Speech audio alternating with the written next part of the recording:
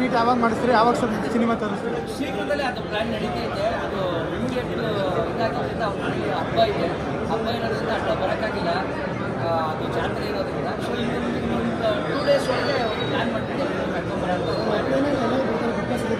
ಇಲ್ಲ sir, big boss ಟೀಮಲ್ಲಿ ಒಂದು ಕಳಿಸ್ಬೇಕು ಅಂತ ಅಂದ್ಕೊಂಡಿದ್ವಿ. ಒಂದು ಇದಾಗಲಿ, ನಾವು ಇದು ಮೊದಲೇ ಪ್ರಚಾರದಲ್ಲಿ ಇದ್ದೀವಿ. ಸೊ ಹಾಗಾಗಿ ಎಲ್ಲರೂ ಫ್ರೀ ಆಗ್ಬಿಟ್ಟು ಇವತ್ತು ನಾಳೆ ಫ್ರೀ ಆದ ತಕ್ಷಣ ಎಲ್ಲರೂ ಅರೇಂಜ್ ಮಾಡಿ ಒಂದು ಸಿನಿಮಾ ತೋರಿಸೋದು ವ್ಯವಸ್ಥೆ ಮಾಡ್ತೀವಿ. ತುಂಬ ಅದ್ಭುತವಾಗಿ ಬಂದಿದೆ. ಒಂದು ಫ್ರೆಂಡ್ಶಿಪ್ಗೆ ಇನ್ನೊಂದು ಸಿನಿಮಾನೇ KTM, ಒಂದು ಲವ್ಗೆ ಇನ್ನೊಂದು ಸಿನಿಮಾನೇ KTM, ಆಮೇಲೆ ಒಂದು ಎಮೋಷ್ನಲ್ಗೆ ಇನ್ನೊಂದು ಸಿನಿಮಾನೇ KTM, ಎಲ್ಲರೂ ಮಿಕ್ಸ್ ಮಾಡಿ ಒಂದು ಸಿನಿಮಾ ಆಗಿದೆ.